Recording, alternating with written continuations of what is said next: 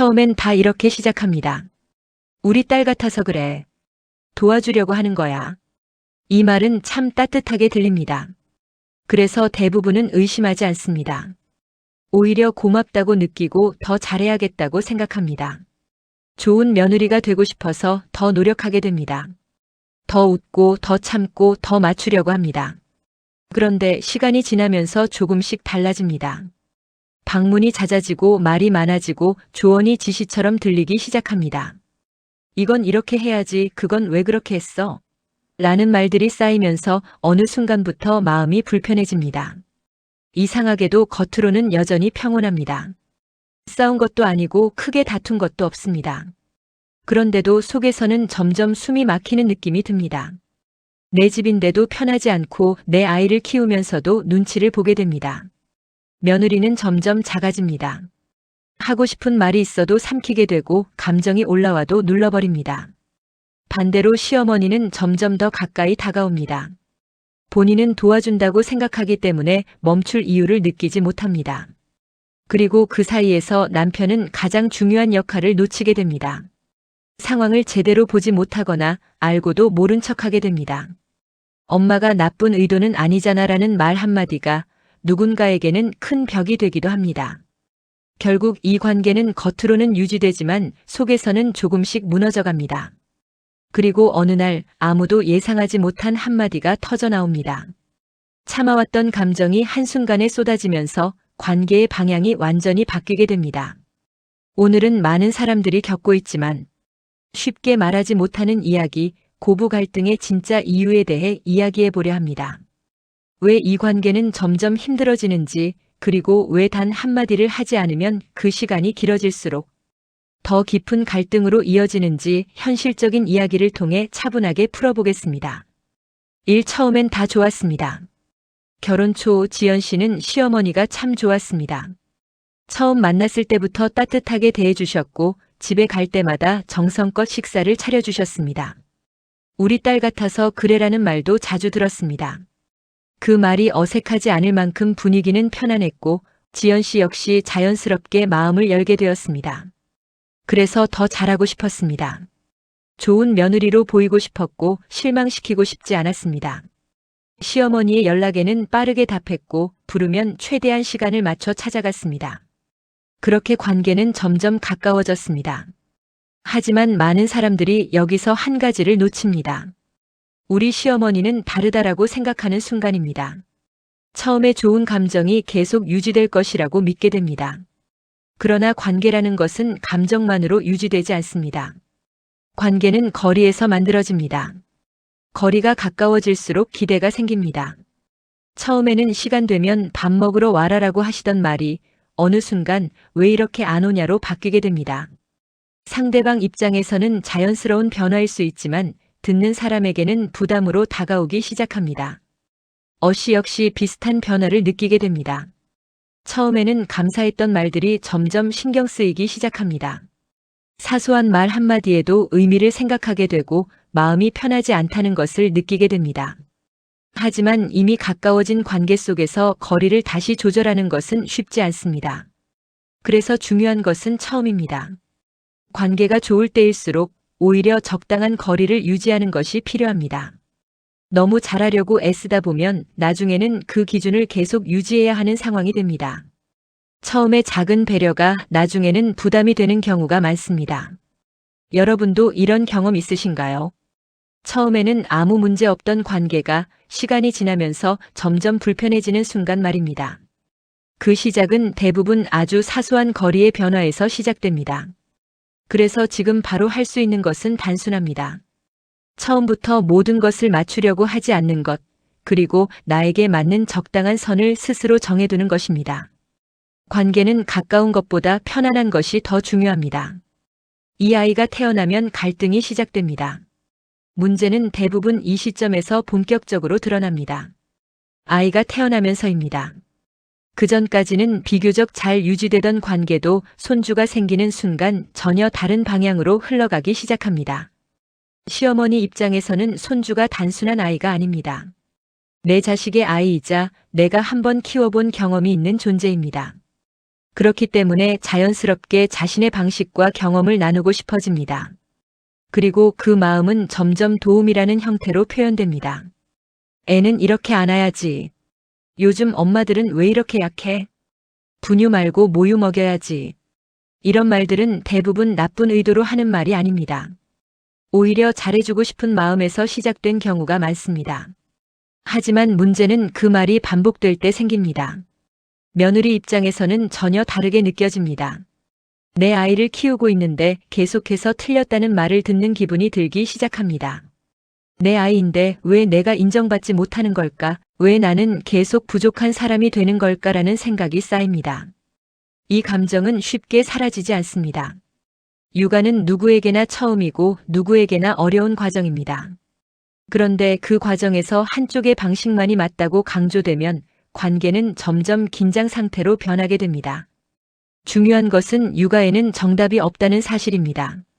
시대도 다르고 환경도 다릅니다.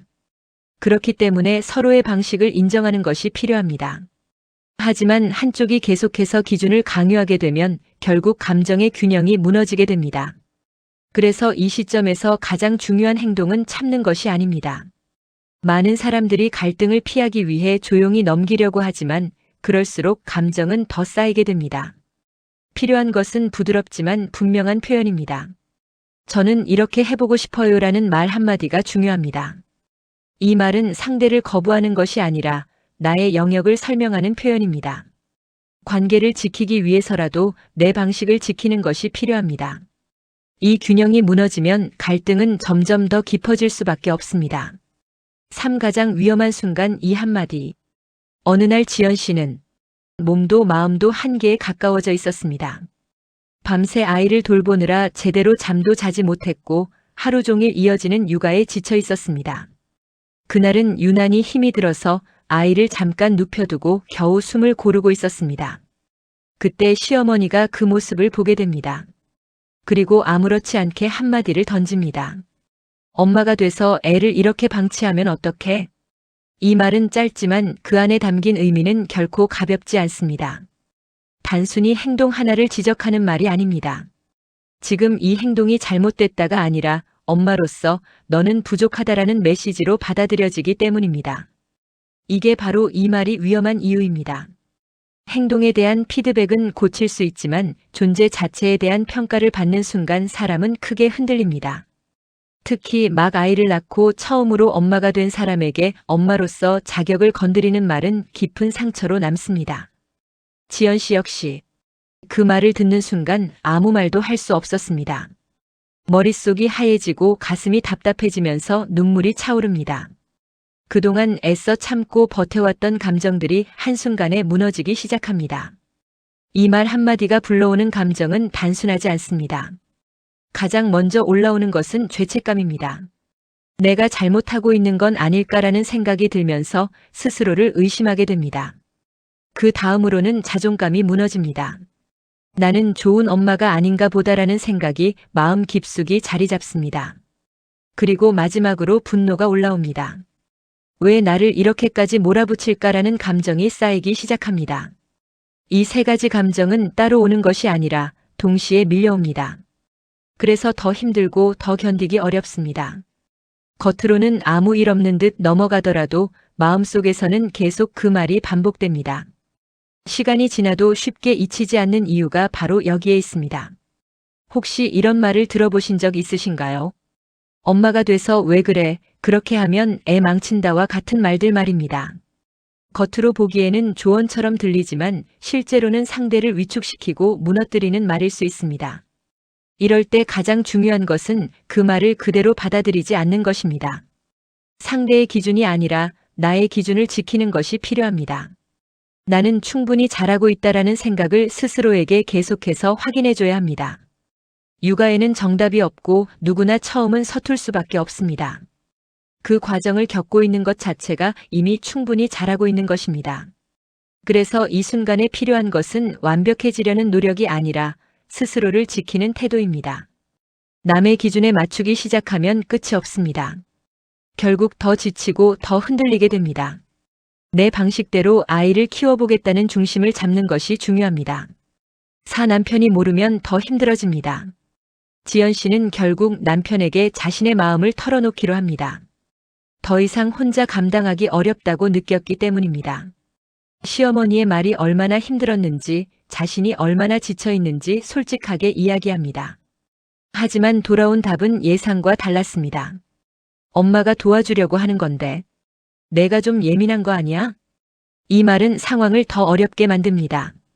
시어머니의 말보다 더 큰 상처가 되는 이유는 가장 가까운 사람이 자신의 감정을 이해해주지 않는다는 느낌 때문입니다. 사람은 힘든 상황에서도 내 편이 있다는 느낌이 있으면 버틸 수 있습니다. 하지만 그 유일한 편이 되어야 할 사람이 오히려 반대편에 서 있는 것처럼 느껴지는 순간 외로움은 훨씬 커집니다. 지연 씨는 그때 처음으로 혼자가 되었다는 감정을 느끼게 됩니다. 남편 입장에서는 갈등을 크게 만들고 싶지 않았을 수도 있습니다. 중간에서 적당히 넘기고 싶었을 수도 있습니다. 하지만 그 태도가 오히려 문제를 더 키우게 됩니다. 고부 갈등은 단순히 두 사람 사이의 문제가 아니라 그 사이에서 중심을 잡아줘야 하는 사람의 역할이 매우 중요하기 때문입니다. 결국 이 문제의 핵심은 누가 맞느냐가 아닙니다. 누가 중심을 잡아주느냐입니다. 남편이 상황을 객관적으로 보고 한쪽으로 치우치지 않으면서 균형을 잡아줘야 관계가 유지될 수 있습니다. 그래서 이 상황에서 필요한 것은 감정적인 호소가 아니라 구체적인 설명입니다. 많은 사람들이 어머님 때문에 힘들어라고 말하지만 이 표현은 상대방에게 방어적인 반응을 불러일으킬 수 있습니다. 대신 상황 중심으로 설명하는 것이 중요합니다. 예를 들어 어머님이 오시면 힘들어라는 말보다 어머님이 오시면 내가 쉴 시간이 없어서 몸이 너무 힘들어라고 말하는 것이 더 효과적입니다. 이렇게 말하면 상대방은 감정이 아니라 상황을 이해하게 됩니다. 또한 남편에게 원하는 역할을 명확하게 전달하는 것도 필요합니다. 단순히 불편함을 말하는 것에서 끝나는 것이 아니라 이럴 때는 내가 이렇게 말해줬으면 좋겠어라고 구체적으로 요청해야 합니다. 그래야 남편도 어떻게 행동해야 하는지 알 수 있습니다. 결국 고부 갈등은 피할 수 없는 문제가 아니라 어떻게 풀어가느냐의 문제입니다. 그 중심에는 항상 소통이 있습니다. 혼자 참는 것으로 해결되는 문제는 거의 없습니다. 오히려 더 깊어질 뿐입니다. 지금 중요한 것은 누군가를 바꾸려는 것이 아니라 내가 느끼는 것을 정확하게 전달하는 것입니다.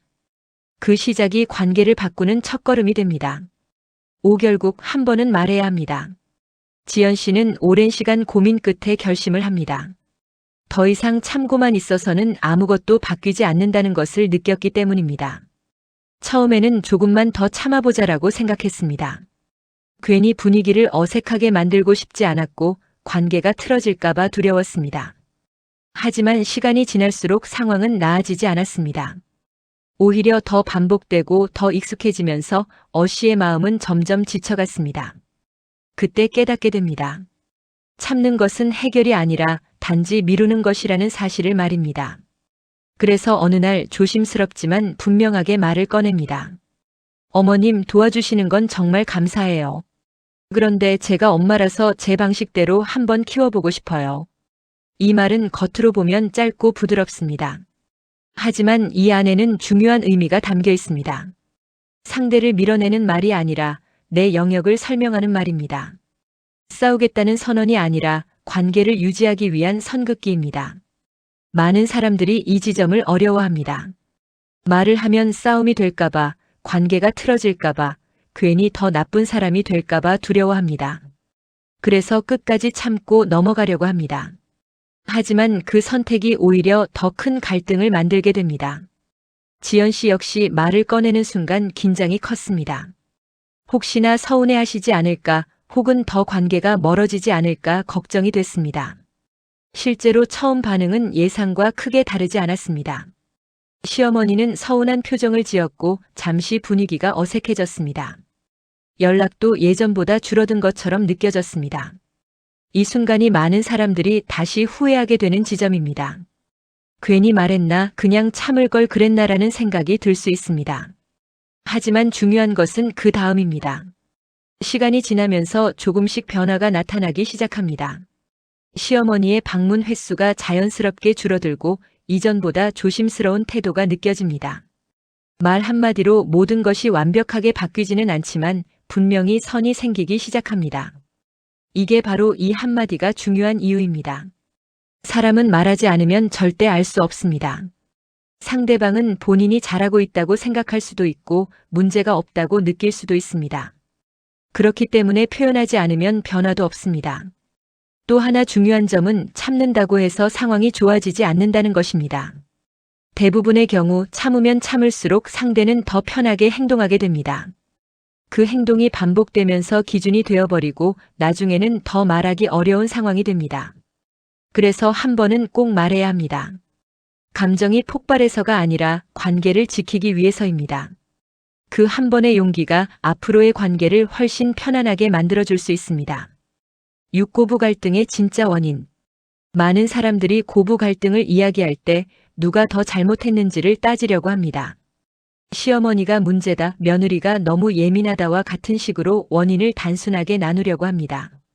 하지만 실제로는 그렇게 단순한 문제가 아닙니다. 대부분의 갈등은 한 사람의 성격이나 태도 때문이 아니라 관계의 구조에서 시작됩니다. 그리고 그 핵심에는 경계가 있습니다. 경계가 없는 관계는 처음에는 편안하게 느껴질 수 있습니다. 서로 가깝고 허물없고 가족처럼 느껴지기 때문입니다. 하지만 시간이 지나면 그 경계 없음이 오히려 문제로 바뀝니다. 어디까지가 내 영역인지, 어디까지가 상대의 영역인지 불분명해지기 때문입니다. 특히 고부관계는 더 그렇습니다. 가족이지만 동시에 서로 다른 삶을 살아온 사람들입니다. 가치관도 다르고 생활 방식도 다릅니다. 이런 관계일수록 더 명확한 선이 필요합니다. 관계의 중요한 법칙 중 하나는 이것입니다. 가까울수록 더 분명한 기준이 필요하다는 것입니다. 멀리 있는 사람에게는 크게 신경 쓰지 않을 일도 가까운 관계에서는 훨씬 크게 느껴지기 때문입니다. 그래서 갈등을 줄이기 위해 필요한 것은 상대를 바꾸는 것이 아니라 관계의 기준을 만드는 것입니다. 예를 들어 방문 횟수를 자연스럽게 조절하거나 육아 방식에 대해서는 부모의 선택을 중심으로 두는 것입니다. 또한 남편의 역할도 매우 중요합니다. 한쪽의 입장만 전달하는 것이 아니라 서로의 입장을 조율하고 균형을 맞추는 역할이 필요합니다. 이 역할이 제대로 이루어질 때 관계는 훨씬 안정적으로 유지될 수 있습니다. 결국 고부 갈등은 피해야 할 문제가 아니라 제대로 이해하고 관리해야 할 관계입니다. 감정에만 집중하면 해결이 어렵지만 구조를 이해하면 방법이 보이기 시작합니다. 지금 필요한 것은 완벽한 관계가 아니라 서로가 편안할 수 있는 거리입니다. 그 거리를 만들어가는 과정이 바로 건강한 관계의 시작입니다. 오늘 이야기 어렵지 않습니다. 하지만 실천하기는 쉽지 않습니다. 우리는 관계를 지키기 위해 참는 것이 맞다고 배워왔습니다. 분위기를 깨지 않기 위해, 상대를 불편하게 하지 않기 위해 내 감정보다 관계를 먼저 생각해왔습니다. 하지만 시간이 지나면 알게 됩니다. 참는다고 해서 관계가 좋아지는 것은 아니라는 것을요. 오히려 말하지 않은 감정이 쌓이고 쌓여 더 큰 거리와 더 깊은 상처를 만들게 됩니다. 그래서 기억하셔야 합니다. 참는 것이 배려가 아니라 때로는 관계를 더 힘들게 만드는 선택일 수도 있다는 것을요. 한 번은 말해야 합니다. 싸우기 위해서가 아니라 관계를 지키기 위해서입니다. 선을 긋는다는 것은 상대를 밀어내는 것이 아닙니다. 오히려 서로가 편안하게 지낼 수 있는 공간을 만드는 일입니다. 그 선이 있어야 관계는 오래갑니다. 늦지 않았습니다. 지금까지 참아왔다고 해서 앞으로도 계속 참아야 하는 것은 아닙니다. 지금부터라도 천천히 시작하면 됩니다. 내 감정을 무시하지 않는 연습, 내가 힘들다는 것을 인정하는 연습, 그리고 그것을 부드럽게 표현하는 연습. 이 작은 변화가 앞으로의 관계를 완전히 다르게 만들 수 있습니다. 여러분은 어떻게 생각하시나요? 이 문제에서 더 중요한 것은 무엇일까요? 시어머니의 태도일까요? 아니면 그 사이에서 중심을 잡아야 하는 남편의 역할일까요? 정답은 하나가 아닐 수 있습니다. 각자의 상황마다 다를 수 있습니다. 그래서 더 많은 이야기가 필요합니다. 여러분의 경험을 들려주세요. 지금 겪고 있는 이야기, 이미 지나온 이야기, 혹은 마음속에만 담아두었던 생각도 좋습니다. 댓글로 남겨주시면 하나하나 소중히 읽어보겠습니다. 비슷한 상황에 있는 분들에게도 큰 위로와 도움이 될 수 있습니다. 이 영상이 조금이라도 도움이 되셨다면 좋아요와 구독으로 함께 해주세요. 당신이 혼자가 아니라는 것을, 그리고 지금의 고민이 충분히 이해받을 수 있는 이야기라는 것을 이 공간에서 함께 나누고 싶습니다. 당신의 편안한 관계를 진심으로 응원합니다.